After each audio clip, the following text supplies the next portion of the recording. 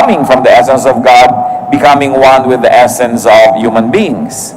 Unang Korinto 3:16, hindi ba ninyo alam na kayo'y templo ng Diyos at naninirahan sa inyo ang Kanyang Espiritu?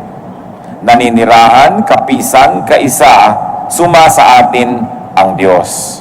Ano ang kinalaman niyan sa atin pong pag-aaral?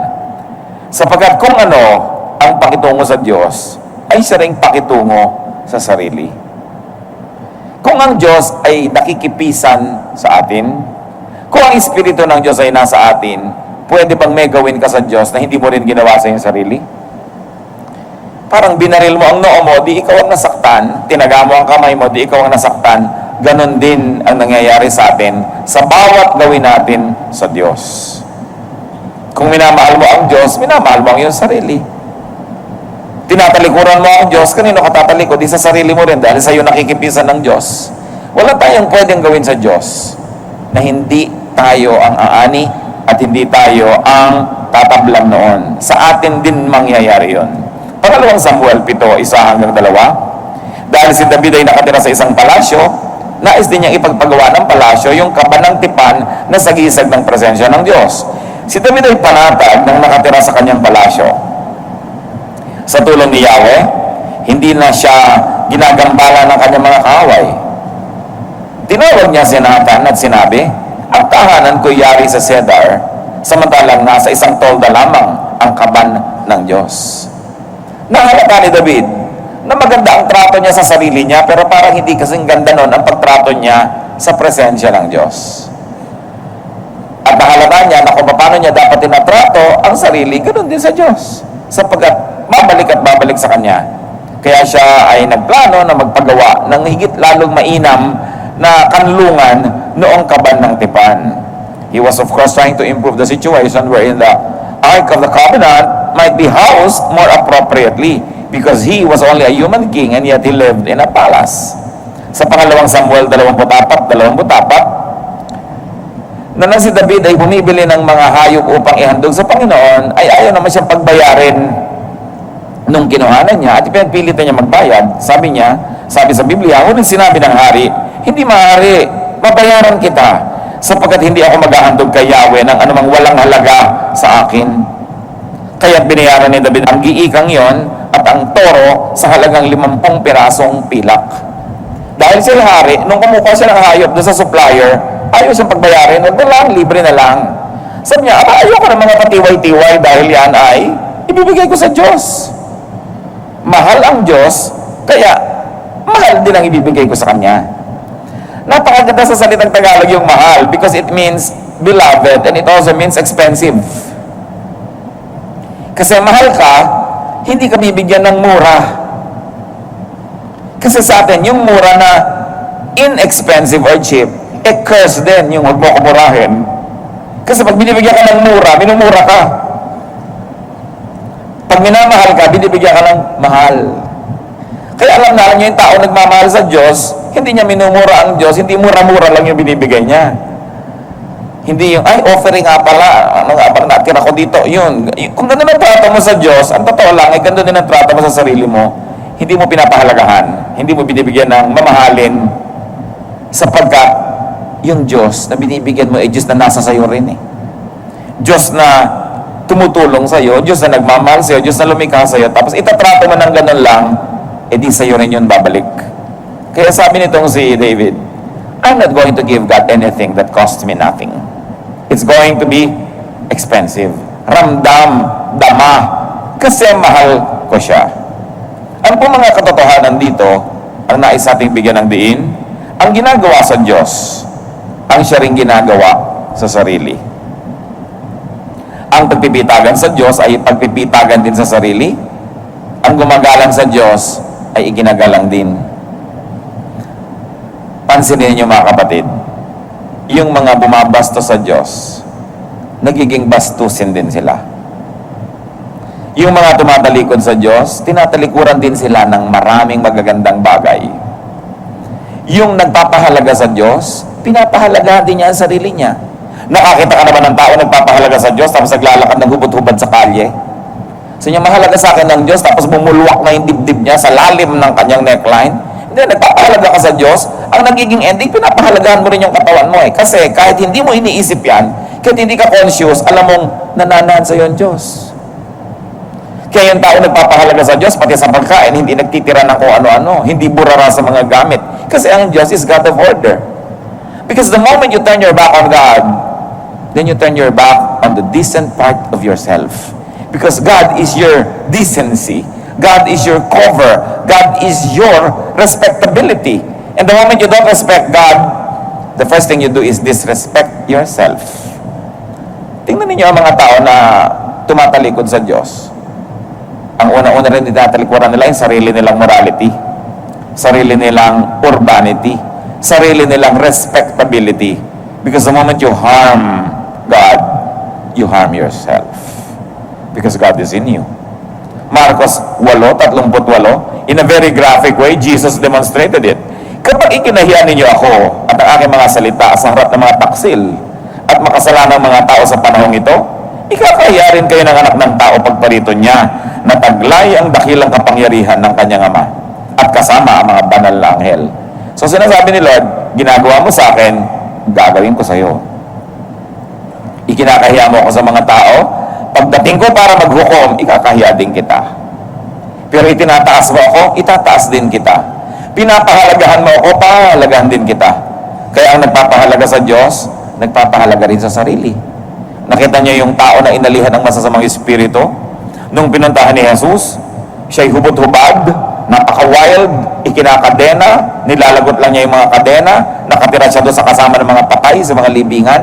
Pero nung naramdaman na niya ang kapangyarihan ni Kristo at siya ay nahipo ng kapangyarihan ito, anong unang napansin ng mga tao?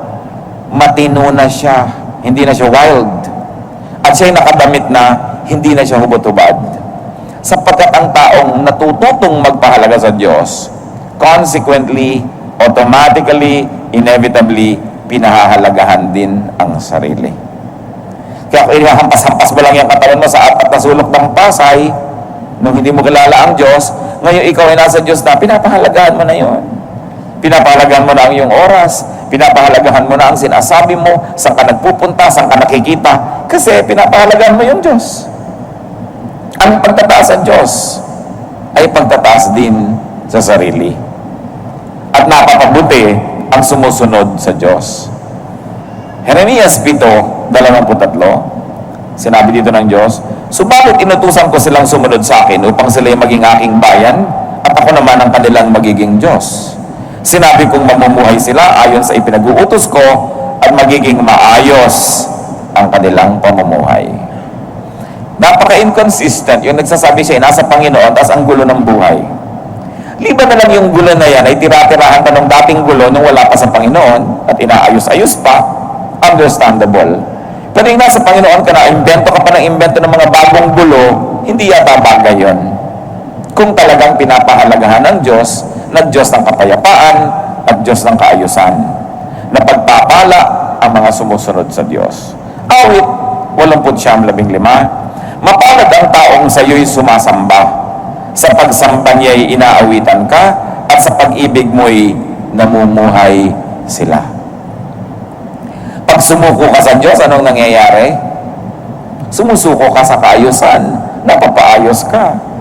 Pagka ika'y lumalaban sa Diyos, tinatanggal mo ang kaayusan sa iyong buhay, napapagulo ang buhay.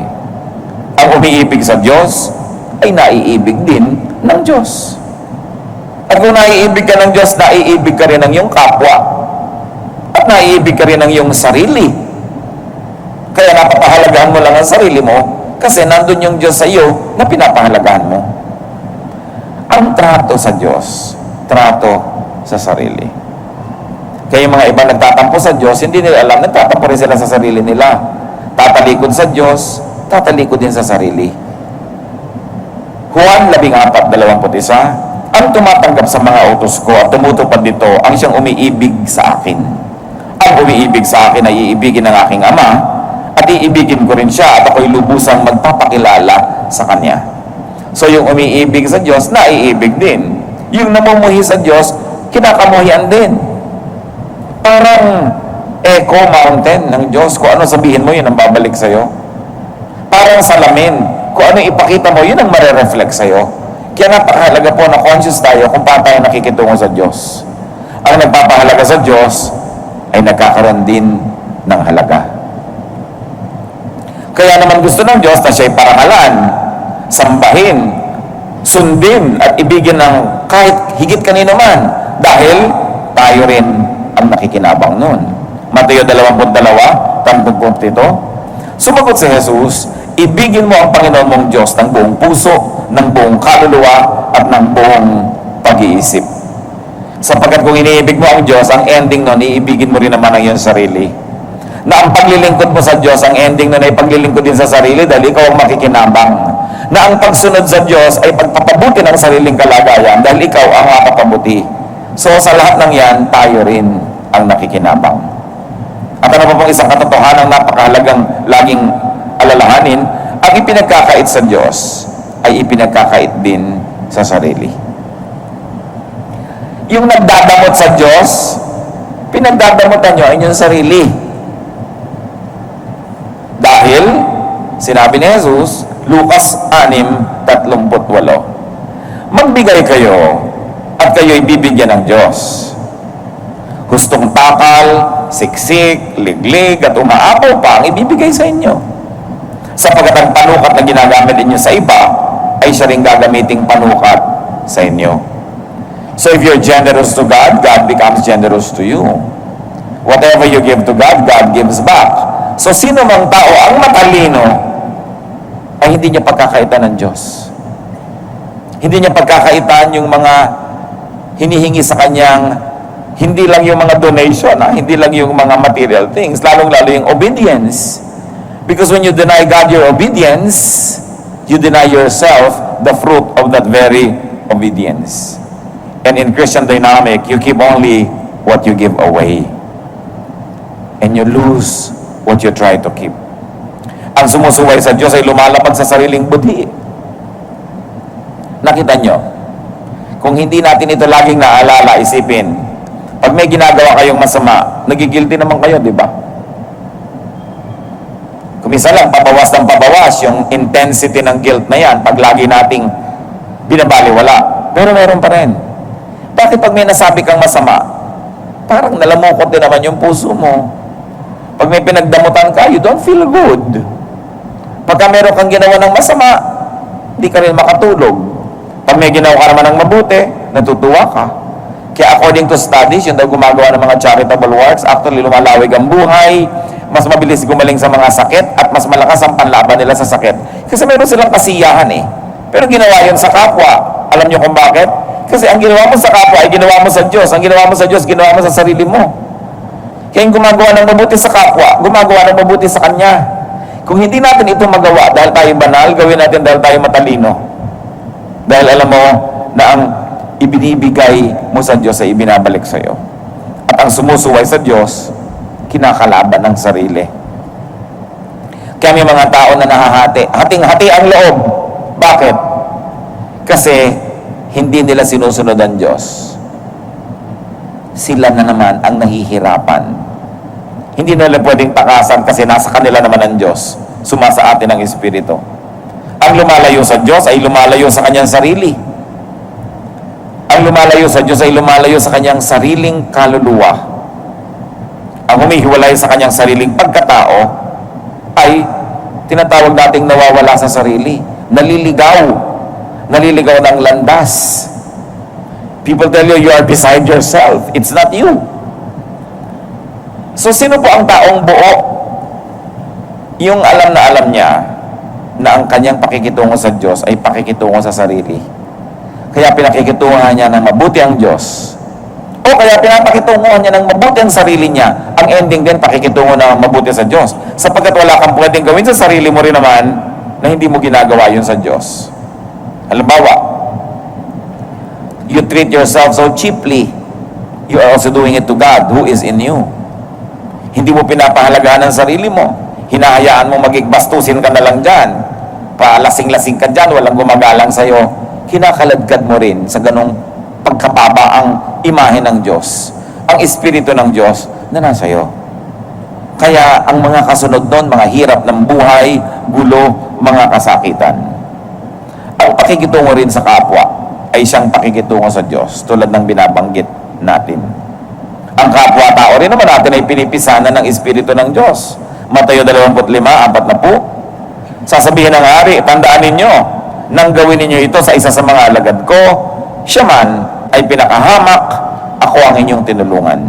So what was the Lord saying? Whatever you do to the least of these, you do to me. So, gusto natin maging mabuti sa Diyos? Maging mabuti tayo sa ating kapwa. Maging mabuti tayo sa ating sarili. O baligtad rin, gusto mo maging mabuti sa sarili? Maging mabuti ka sa kapwa. Maging mabuti ka sa Diyos. Napakaganda ng Tagalog dyan, kapwa-tao. Ibig sabihin, ikaw ay ako rin. Ako ay ikaw din.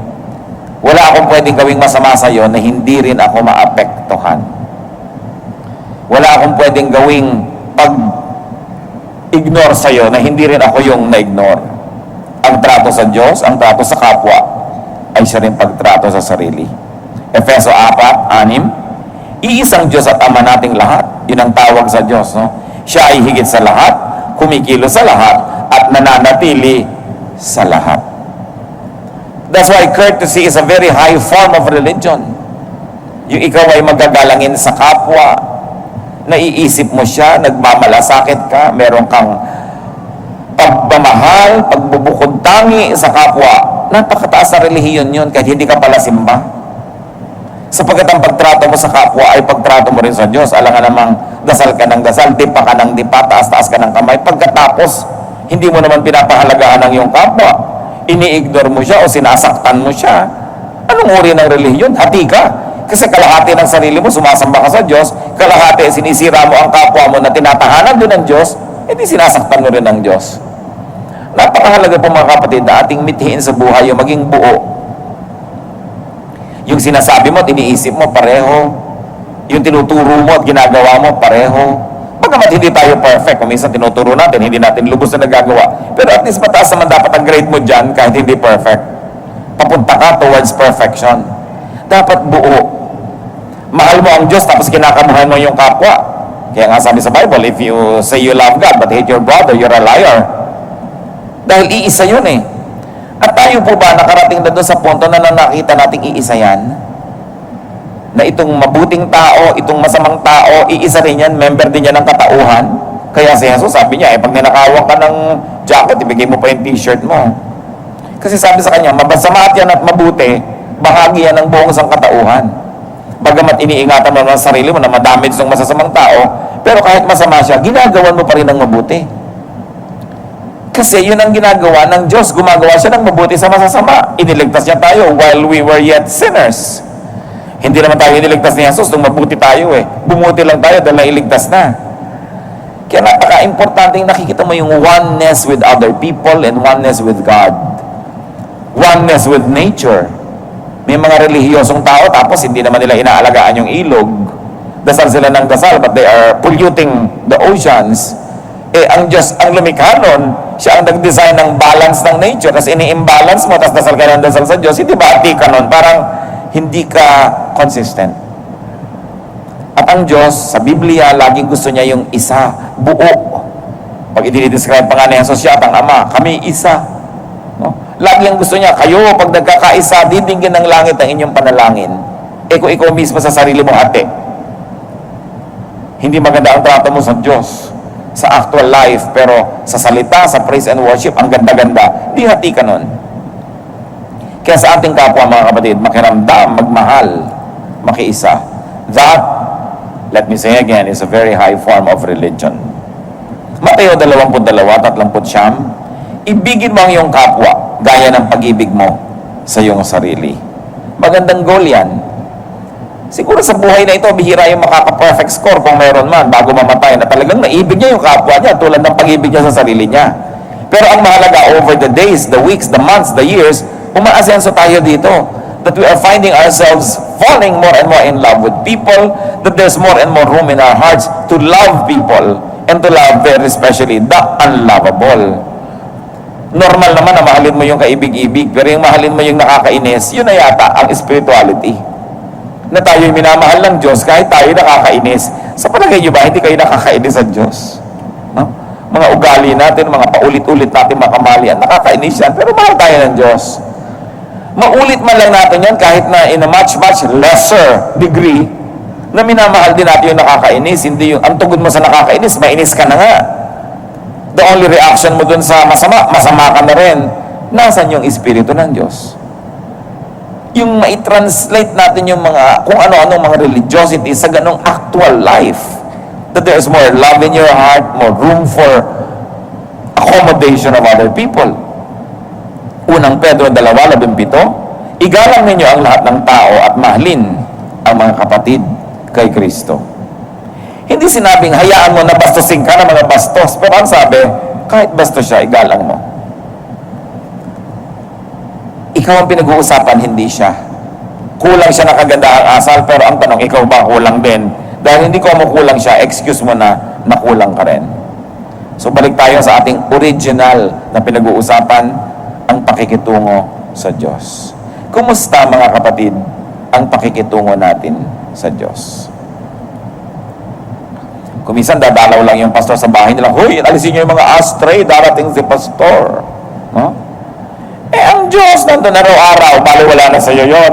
Yun ang sinasabi natin, paano nga ba itinatrato yung Diyos?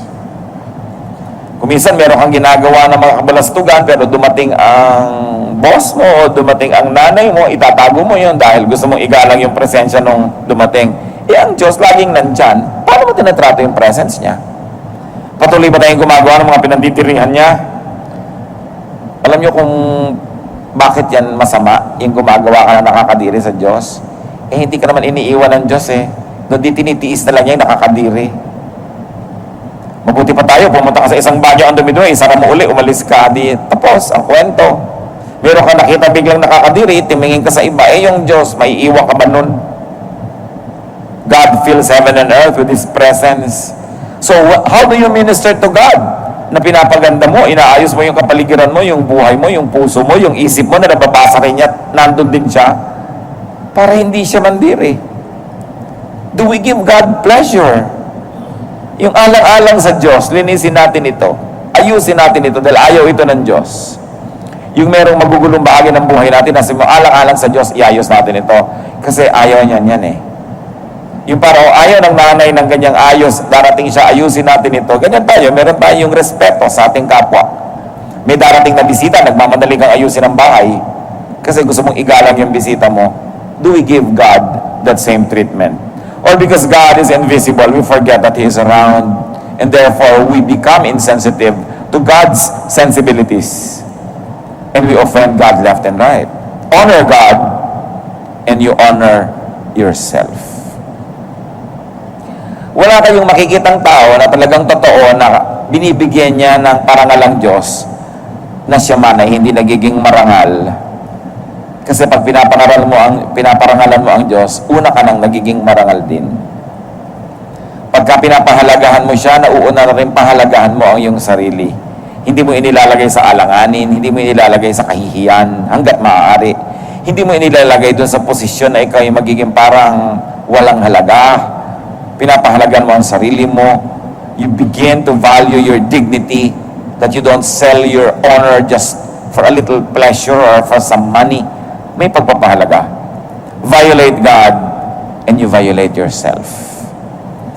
Wala tayong nakitang tao na vinayolate niya ang sarili na hindi muna niya vinayolate ang Diyos. Kaya yung relasyon natin sa Diyos, ang totoo nun, relasyon natin sa ating sarili. Kaya anong tawag doon sa equivalent ng mga English na born again? Hindi ba pagbabalik loob? Bumalik ka lang dun sa loob mo. Nasa loob mo kasi ang Diyos Pagkatapos lumalayo ka dun sa kalooban na yon, pero nakita mo na kailangan mong magbalik loob, that's why nagbabalik loob ka. Yung kalooban mo, ibinabalik mo sa Diyos, o kaya ikaw mismo bumabalik dun sa kalooban mo na nandun ang Diyos. It's very profound. Yung mga very deep theological phrases na yan and terminologies exist in our languages. Because our ancestors had always understood God and they're very, very spiritual. Although devoid probably of the religious labels that modern religiosity will want to see. But our ancestors knew that to return to God, kailangan ka magbalik loob. Kailangan ka maghunos dili, magbago ng pag-iisip. Kailangan kang mag-isip-isip. Paano natin tinatrato ang Diyos?